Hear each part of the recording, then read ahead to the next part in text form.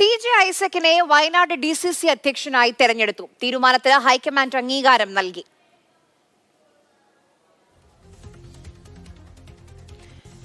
കമൽ വിവരങ്ങളുമായി നമുക്കൊപ്പം ചേരുന്നുണ്ട്. കമൽ, എല്ലാം വളരെ പെട്ടെന്ന് നടക്കുകയാണോ? വളരെ പെട്ടെന്നാണ്. ഒരു താൽക്കാലിക ചുമതല നൽകിയേക്കുമെന്നായിരുന്നു വൈകുന്നേരം വരെ കോൺഗ്രസ് കേന്ദ്രങ്ങൾ പറഞ്ഞത്. പക്ഷേ സ്ഥിരം DCC അധ്യക്ഷനെ നിയമിച്ചുകൊണ്ട് AICC തന്നെ പ്രഖ്യാപനം വന്നിരിക്കുകയാണ്. ടി.ജെ. ഐസക്കിന്റെ പേര് സജീവമായി ചർച്ചകളിൽ ഉണ്ടായിരുന്നു. അദ്ദേഹം കൽപ്പറ്റ നഗരസഭയുടെ ചെയർമാനാണ്.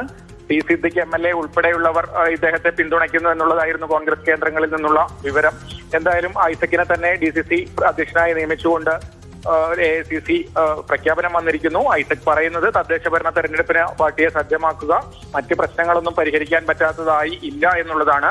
എന്തായാലും KPCC പ്രസിഡന്റ് സണ്ണി ജോസഫ് നാളെ വയനാട് ജില്ലയിലുണ്ട്. ബിഷപ്പ് തൂങ്കുഴി ബിഷപ്പിന്റെ അനുസ്മരണവുമായി ബന്ധപ്പെട്ട് അദ്ദേഹം രാവിലെ DCC ജനറൽ ബോഡി നടക്കുന്നുണ്ട്. അതിൽ KPCC പ്രസിഡന്റ് പങ്കെടുക്കുന്ന കാര്യം ഉറപ്പില്ല.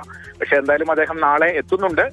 പുതിയ DCC അധ്യക്ഷൻ കൂടി വരുന്ന സാഹചര്യത്തിലാണ് KPCC പ്രസിഡന്റും എത്തുന്നത്. എന്തായാലും പാർട്ടിയെ തെരഞ്ഞെടുപ്പിന് സജ്ജമാക്കുക എന്നുള്ളതാണ് പുതിയ നേതൃത്വത്തിന്റെ പ്രധാന ദൗത്യം. അതുപോലെ ഇപ്പോഴുണ്ടായ സംഭവ വികാസങ്ങളൊക്കെ പരിഹരിച്ച് മുന്നോട്ട് പോവുക എന്നതും.